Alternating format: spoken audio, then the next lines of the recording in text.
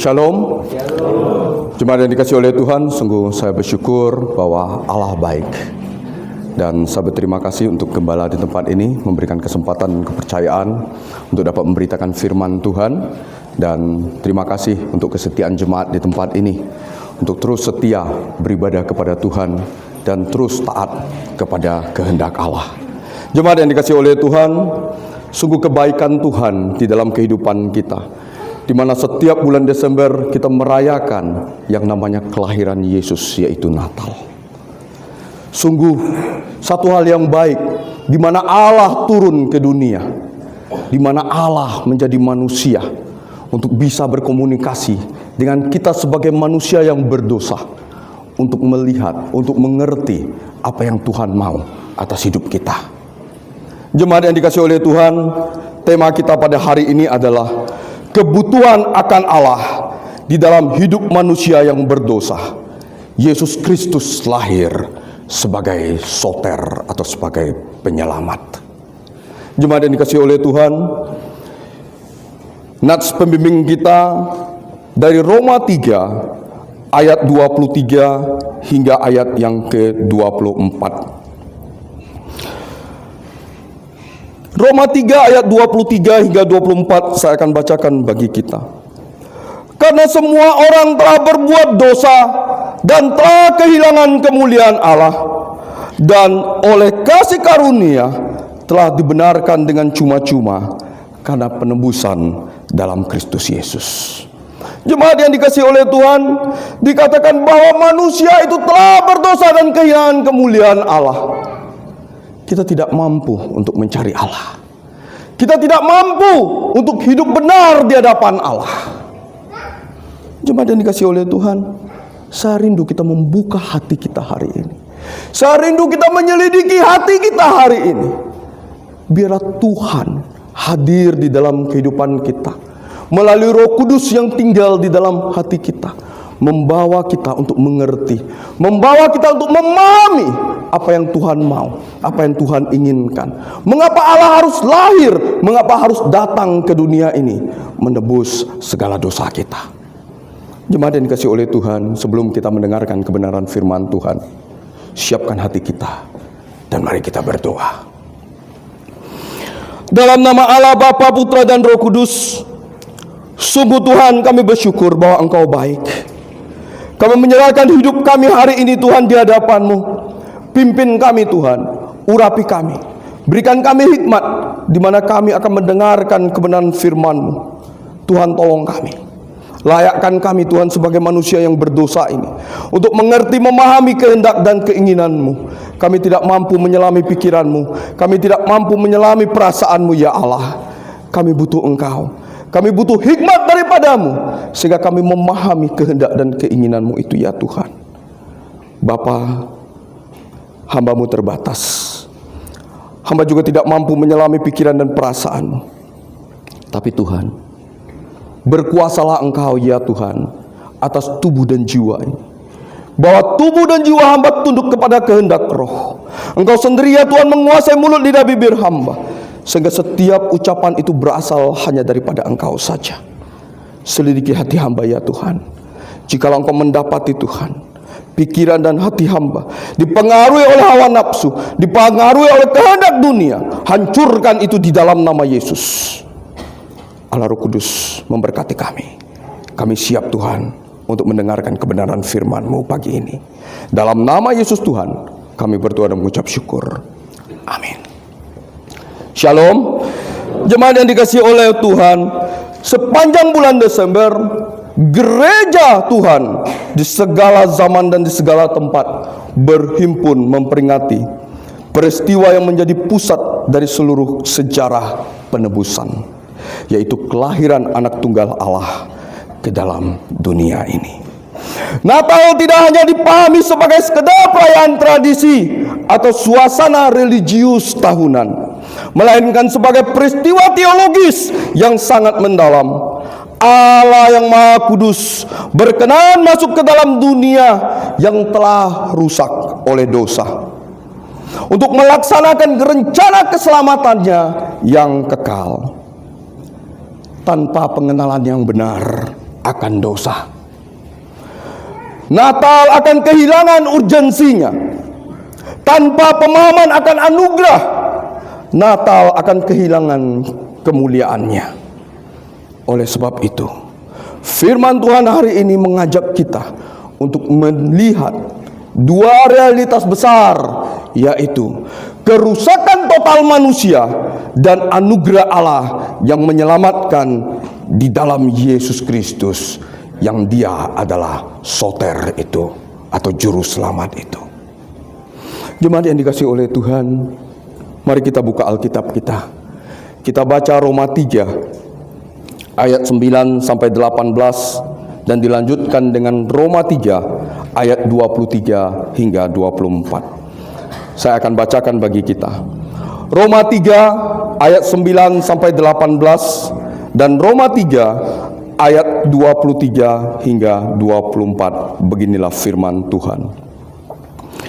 Jadi bagaimana? Adakah kita mempunyai kelebihan daripada orang lain? Sama sekali tidak. Sebab di atas telah kita tuduh baik orang Yahudi maupun orang Yunani, bahwa mereka semua ada di bawah kuasa dosa. Seperti ada tertulis, tidak ada yang benar, seorang pun tidak. Tidak ada seorang pun yang berakal budi. Tidak ada seorang pun yang mencari Allah. Semua orang telah menyeleweng. Mereka semua tidak berguna. Tidak ada yang berbuat baik. Seorang pun tidak. Kerongkongan mereka seperti kubur yang terenganga. Lidah mereka merayu-rayu. Bibir mereka mengandung bisa. Mulut mereka penuh dengan sumpah serapah. Kaki mereka cepat untuk menumpahkan darah. Keruntuhan dan kebinasaan mereka ditinggalkan di jalan mereka.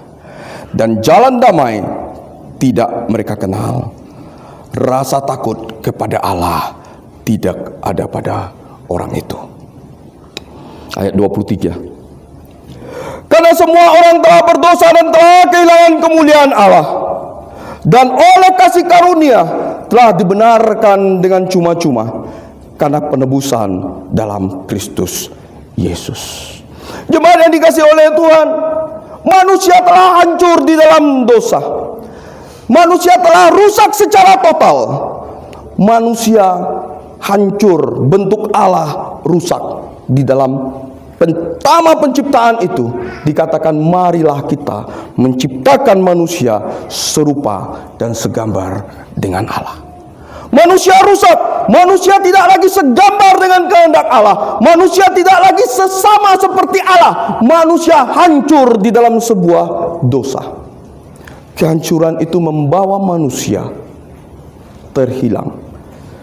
Keberdosaan itu membawa manusia memiliki jarak dengan Allah. Rasul Paulus dengan kejelasan yang tidak menyisakan ruang untuk berkompromi menyatakan, baik orang Yahudi maupun orang Yunani, semuanya berada di bawah hukum kuasa dosa. Pernyataan ini menghancurkan setiap bentuk kepercayaan diri manusia di hadapan Allah. Tidak ada kelompok religius, tidak ada kelompok moral atau etnis yang memiliki keunggulan rohani. Di hadapan Allah, seluruh manusia berada dalam kondisi yang sama, berdosa dan terhilang. Cuma dikasih oleh Tuhan. Tidak ada satupun agama, tidak ada satupun manusia, tidak ada satupun suku yang mampu mengatakan bahwa mereka adalah manusia yang sempurna, bahwa agama mereka adalah agama yang sempurna. Jemaat yang dikasihi oleh Tuhan, Paulus kemudian menguraikan kondisi tersebut melalui serangkaian kesaksian kitab suci. Ayat 11, ayat 10 mengatakan, tidak ada manusia yang benar. Ayat 11 mengatakan, tidak ada yang mencari Allah. Bahkan di ayat yang ke-18 dikatakan, tidak ada rasa takut akan Allah. Jemaat yang dikasihi oleh Tuhan, kehancuran total manusia membawa manusia terpisah kepada Allah. Tidak ada seorang manusia pun yang mencari Allah. Tidak ada manusia pun yang benar, tidak ada seorang manusia pun yang takut akan Allah. Semua kerusakan ini kita sebut dengan kerusakan total manusia. Artinya dosa telah mencemari seluruh aspek kehidupan manusia. Akal budi manusia menjadi gelap, kehendak manusia terbelenggu, dan hati manusia condong kepada pemberontakan terhadap Allah. Manusia bukan hanya melakukan dosa, tetapi mereka sudah menjadi daulos amartia. Dia telah menjadi budak daripada dosa. Manusia cenderung untuk berbuat dosa. Manusia lebih cenderung untuk mentaati dosa. Manusia lebih cenderung untuk setia kepada dosa. Jemaat yang dikasihi oleh Tuhan, zaman hari ini adalah zaman yang modern. Manusia hidup dengan keyakinan yang besar pada kemajuan teknologi. Namun ketika menyaksikan bahwa kemajuan teknologi tidak serta-merta melahirkan kemajuan moral, dunia semakin canggih, tetapi juga semakin kejam dan terpecah. Teknologi boleh canggih Bapak Ibu dan Saudara. Teknologi bisa membuat kita mengerti banyak hal, tetapi teknologi tidak bisa membawa dan memperbaharui moral kita. Dunia semakin hancur, semakin kejam dan semakin terpecah. Ibarat sebuah bangunan megah yang pondasinya retak. Seindah apapun tampilannya, bangunan itu pasti akan runtuh. Demikian pula kita sebagai manusia. Dosa bukan keretakan kecil di permukaan, melainkan kerusakan pada pondasi keberadaan manusia itu sendiri. Dosa bukan hanya sekedar merusak apa yang kita lakukan.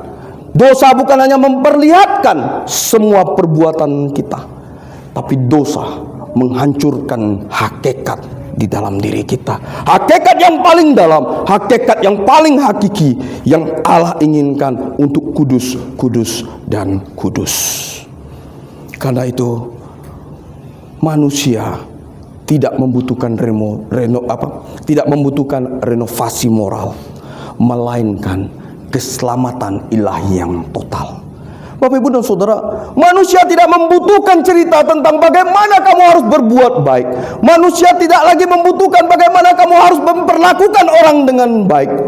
Tetapi yang paling inti adalah manusia membutuhkan keselamatan ilahi, di mana Allah datang ke dunia untuk menyelamatkan dosa, masuk ke dalam hidup kita melalui Roh Kudus, membawa kita mengerti dan memahami kehendak Allah, sehingga sungguh hidup kita dituntun di dalam kebenaran, hidup kita dibawa sejalan dan seiring dengan kehendak Allah itu.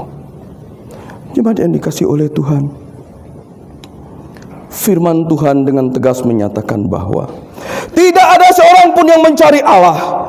Maka jika keselamatan terjadi, itu hanya mungkin karena Allah sendiri yang mengambil inisiatif. Manusia telah berdosa, manusia telah dicampakkan dari Taman Eden, manusia telah terpisah daripada Allah. Manusia tidak dapat lagi berkomunikasi dengan Allah yang kudus karena kita sebagai manusia telah berdosa. Kita tidak mampu untuk mendekati Allah. Kita tidak mampu untuk berinisiatif mencari Allah, karena tidak ada seorang manusia pun yang hidupnya mau mencari Allah. Jemaat dikasihi oleh Tuhan, Allah berinisiatif turun ke dunia menjadi manusia. Allah berinisiatif untuk hidup bersama dengan kita sebagai manusia. Natal adalah peristiwa di mana Allah yang transenden menjadi imanen. Allah yang tak terbatas masuk ke dalam dunia yang terbatas. Allah yang agung masuk ke dalam dunia yang berdosa dan kotor. Allah yang maha mulia menjadi rendah. Allah yang tak terbatas mengenakan daging manusia. Natal adalah pernyataan anugerah Allah yang berdaulat. Keselamatan tidak pernah dimulai dari kehendak manusia, tetapi dari kasih Allah yang kekal.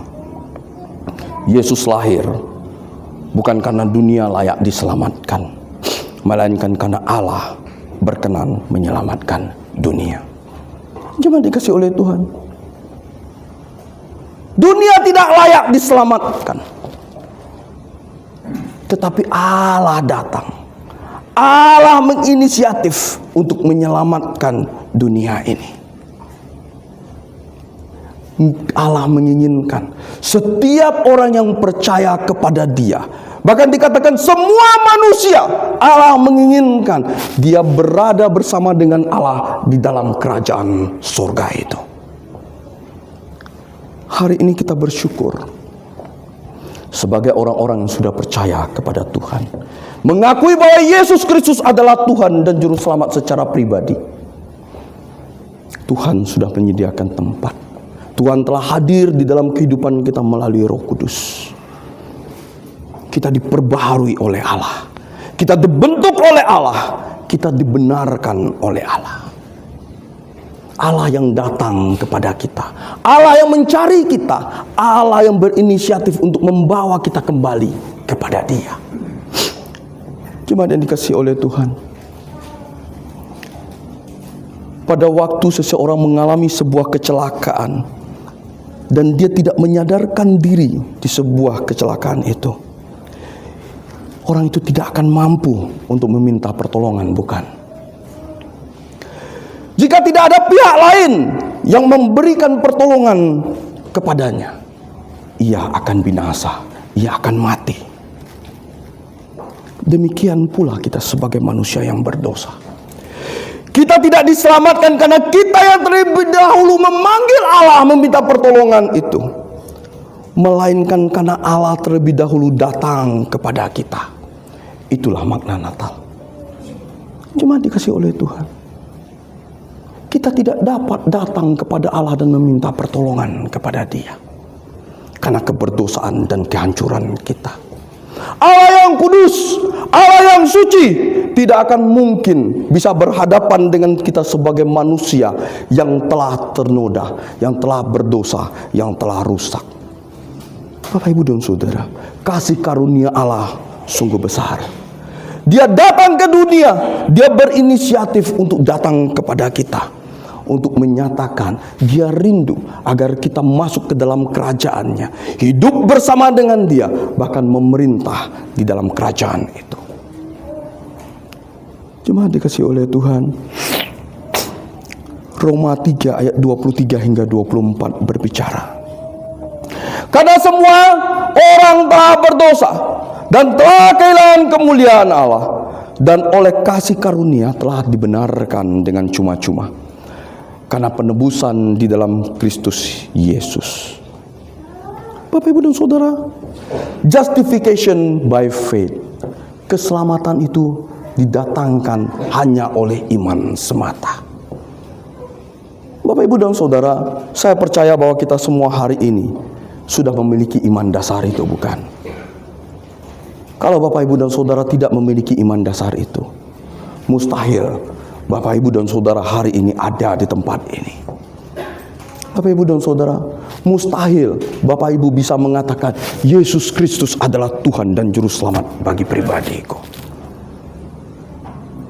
Tanpa iman yang terbentuk, tidak akan mungkin manusia mampu untuk menyampaikan atau menyatakan sebuah pengakuan, Yesus adalah Tuhan bagiku. Jemaat dikasihi oleh Tuhan, di dalam pelayanan saya di dalam lapangan, 2 minggu 3 minggu yang lalu, sekitar tanggal 7 ya, sebulan sebelum, 2 minggu sebelum itu, kami berdoa di hadapan Tuhan ya. Kami mengambil Lukas 10. Allah mengatakan, tuaian itu banyak, mintalah pekerja itu kepada Allah. Kami berdoa, Tuhan, kami tahu tuaian itu banyak. Tuhan, kami tahu kami terbatas. Tuhan mengatakan, minta kepada Allah.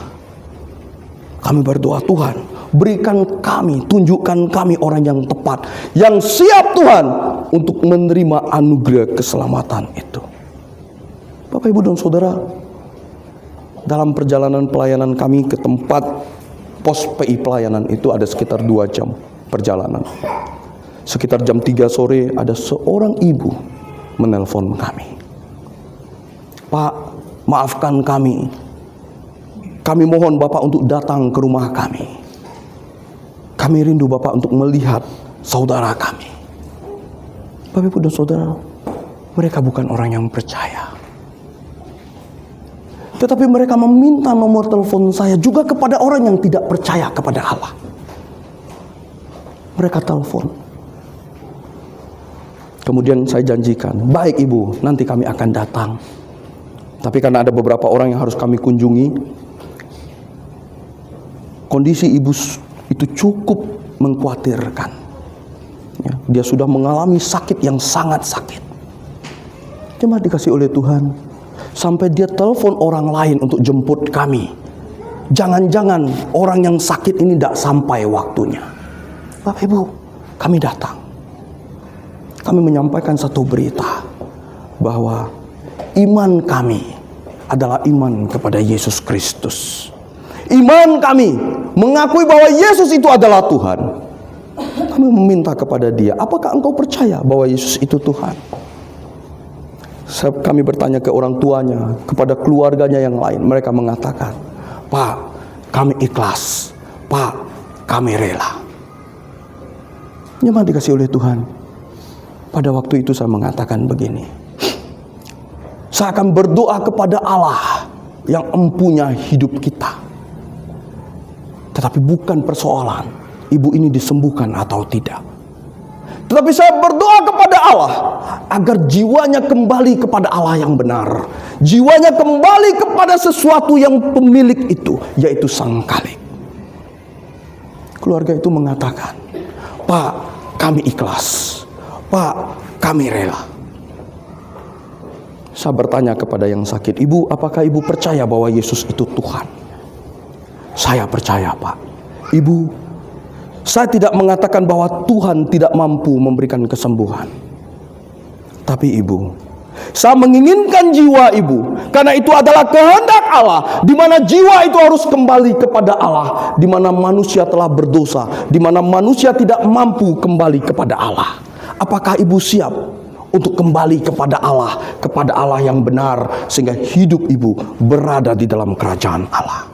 Dia mengatakan, Pak, saya percaya bahwa Yesus itu adalah Tuhan. Bapak, Ibu, dan Saudara, Tuhan memberikan hikmat. Saya harus baptis dia waktu itu juga. Saya mengatakan, baik. Ibu telah mengaku dengan mulut. Itu sebagai bukti bahwa Ibu mengaku bahwa Yesus itu Tuhan. Tetapi hati Ibu saya tidak tahu.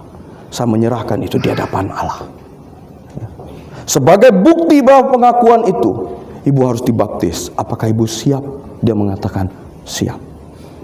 Kami menyampaikan kepada kedua orang tuanya, adik kakaknya, Bapak Ibu, apakah bersedia keluarga ini mengakui secara khusus, menyerahkan ibu ini untuk mengaku bahwa Yesus itu adalah Tuhan? Mereka mengatakan, Pak, kami rela, kami ikhlas. Bapak, Ibu, dan Saudara, saya melihat ada satu iman di mana dia merasa bahwa hidupnya tidak akan lama lagi. Dia merasa bahwa tidak ada kesempatan hidup. Tapi Allah izinkan kami bertemu dengan orang yang siap, orang yang matang, orang yang siap untuk mendengar kebenaran itu, mendengar satu kalimat bahwa Yesus itu adalah Tuhan, Yesus yang membawa keselamatan itu. Hari ini kita sudah menerima keselamatan kekal itu. Bapak, Ibu, dan Saudara, saya rindu kita hidup bersama dengan Allah di dalam sebuah ketaatan.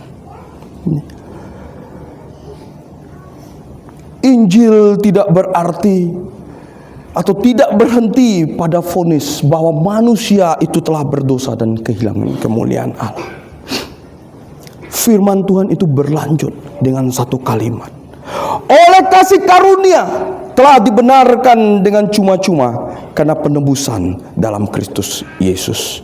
Pembenaran adalah tindakan hukum Allah, di mana orang berdosa dinyatakan benar bukan karena perbuatannya, melainkan karena kebenaran Kristus yang diperhitungkan kepadanya. Natal adalah awal dari karya penebusan yang mencapai puncaknya di atas kayu salib. Bapak, Ibu, dan Saudara, kita manusia yang berdosa. Kita tidak mampu Kita tidak bisa. Natal hadir, Yesus lahir. Dialah yang membawa berita kabar baik. Ada seseorang anak yang lahir di Bethlehem, namanya Yesus. Dia akan dipanggil sebagai Allah yang perkasa, tabib yang ajaib. Dialah yang membawa kita di dalam keselamatan itu. Cuma dikasih oleh Tuhan. Berbahagialah kita hari ini bahwa Yesus telah memilih kita untuk menjadi umat pilihannya. Kita telah dipanggil untuk melihat Dia. Kita telah dipanggil untuk memahami Dia. Kita telah dipanggil untuk mengerti kehendak-Nya. Bapak, Ibu, dan Saudara, Yesus Kristus lahir sebagai soter, sebagai juru selamat. Dia adalah satu-satunya perantara antara Allah dan manusia.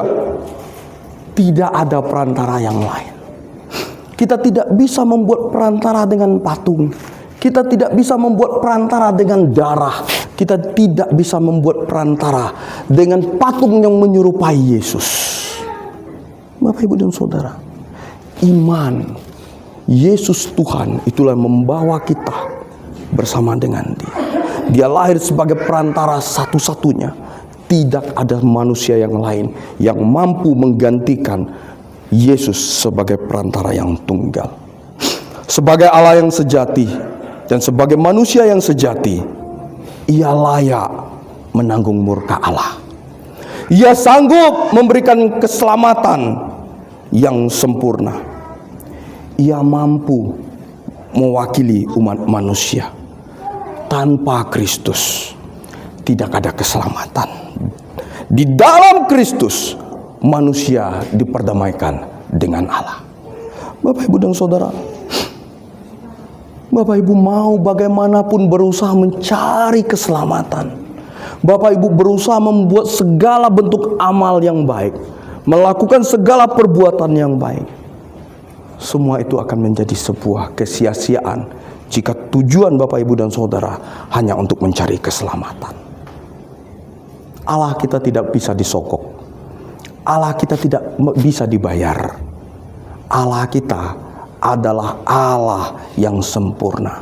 Dia rela mati, Dia rela datang, Dia rela lahir, meninggalkan kerajaan Allah itu untuk menjadi perantara antara kita dengan Allah Bapa. Bapak, Ibu, dan Saudara, pernah dengar satu cerita dari satu keyakinan yang lain, di mana seorang anak muda, dia dilahirkan dalam satu keluarga kerajaan. Dia bernama Siddhartha Gautama. Bapak, Ibu, Siddhartha Gautama berusaha untuk mencari kesempurnaan itu. Dia berusaha untuk melepaskan kehidupan dunia itu. Ya. Dia berusaha untuk mencari kedamaian akan dirinya. Bapak, Ibu, dan Saudara, Siddhartha Gautama adalah seorang pangeran raja. Ya. Dia meninggalkan istana. Dia tidak ingin hidup di dalam kemewahan itu. Ya. Waktu dia keluar melihat rakyat, dia bersedih. Mengapa rakyat itu sakit? Mengapa rakyat itu bisa mati? Mengapa manusia mengalami penderitaan? Bapak, Ibu, dan Saudara, Siddhartha Gautama sebagai seorang manusia biasa, dia memikirkan bagaimana manusia ini bisa mati, bagaimana manusia ini bisa sakit, mengapa manusia ini mengalami sengsara. Dia berusaha untuk mencari jalan keluar. Dia berusaha untuk menolong umat manusia untuk melepaskan itu semua. Bapak, Ibu, dia pergi ke satu daerah, dia bersemedi. Dari badannya yang bagus menjadi kurus kering. Singkat cerita, dia mengatakan, aku tidak menemukan apa-apa. Justru hidupku semakin sengsara. Sekali waktu dia pergi lagi ke tempat yang lain. Kemudian dia bersemedi. Bapak, Ibu, di titik itu dia mengatakan, aku berhasil mengalahkan dunia ini. Bapak Ibu, apa yang dia lakukan? Dia sebenarnya bukan mengalahkan dunia, tetapi dia mengalahkan kehendak daging di dalam dirinya. Dia mengalahkan kehendak dunia itu. Bapak Ibu, itulah hidup kita harusnya. Mengalahkan kedagingan kita dengan kehadiran Yesus. Yesus lahir membawa keselamatan itu. Harusnya bukan lagi kehidupan dunia ini menjadi patokan di dalam kehidupan kita, tetapi kehidupan dan kehendak Allah menjadi acuan kita untuk menjalani kehidupan ini. Bapak Ibu, Siddhartha Gautama dikatakan sebagai Buddha. Itu adalah bahasa Sanskerta yang artinya adalah manusia yang telah sempurna. Tetapi di dalam kesempurnaannya menurut orang dan menurut manusia, ternyata Siddhartha Gautama juga mati. Siddhartha Gautama hari ini juga tidak bangkit. Siddhartha Gautama hari ini juga tidak naik ke surga.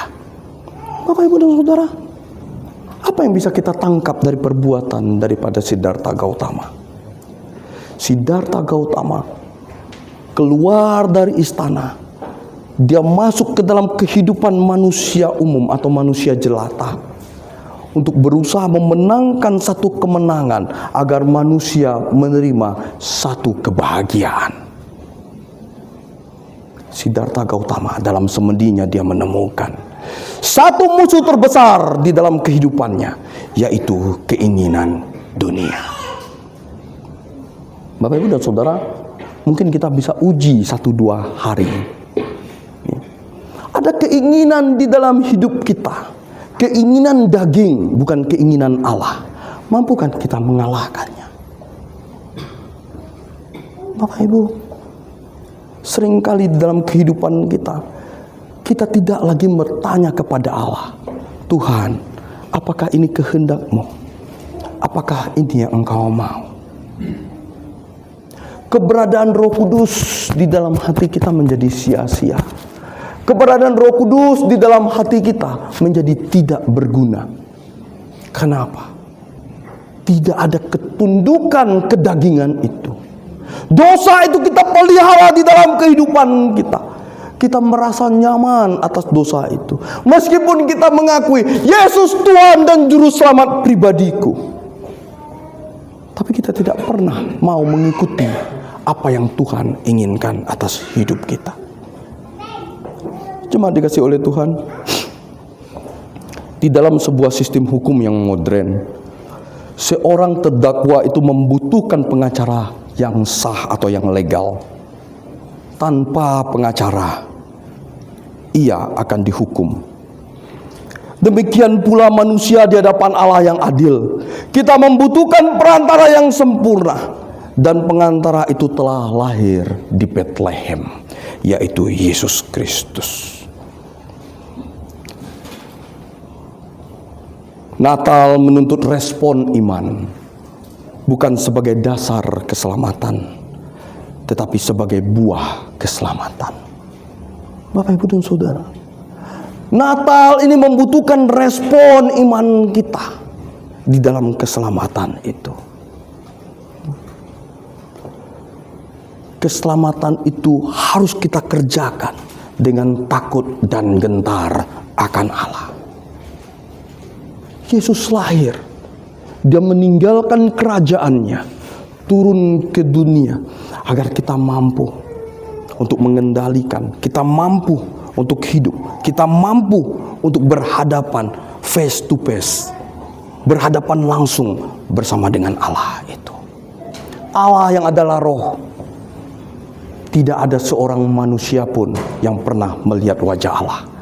Tidak ada seorang manusia pun yang pernah mendengar suara Allah.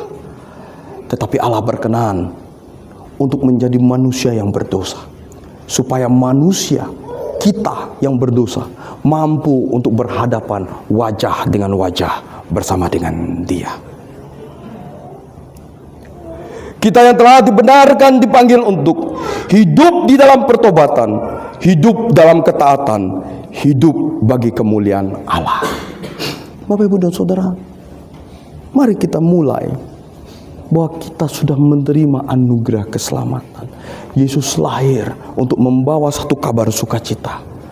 Siapa yang percaya kepada Dia akan menerima keselamatan yang kekal. Setelah keselamatan itu kita terima, kita dituntut untuk melakukan hidup di dalam pertobatan itu, hidup di dalam ketaatan, hidup bagi kemuliaan Dia. Mulai hari ini Bapak Ibu dan Saudara, ubahlah pola hidup kita, di mana pola hidup yang selama ini selalu hidup di dalam ruang lingkup dunia ini, kita memodifikasi kondisi itu dengan berbagai cara. Kita berusaha membuat pembenaran atas kelakuan kita.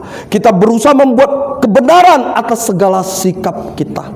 Kita buka berbagai macam referensi. Oh, teknologi hari ini, zaman ini mengatakan ini boleh, itu tidak boleh. Ini boleh, ini wajib, ini tidak wajib. Bapak, Ibu dan Saudara, pedoman kita bukanlah dunia ini. Pedoman kita adalah Injil, Alkitab, sebagai satu-satunya pedoman yang murni, pedoman yang utuh, pedoman yang sempurna, kebenaran yang mutlak. Tidak ada kebenaran di luar itu. Jemaat dikasihi oleh Tuhan, mari kita menyambut Natal dengan hati yang hancur dan rendah. Kiranya kita tidak hanya merayakan kelahiran Kristus, tapi hidup di dalam keselamatannya. Sebab dari Dia, oleh Dia, dan kepada Dia adalah segala sesuatu. Kemuliaan hanya bagi Allah.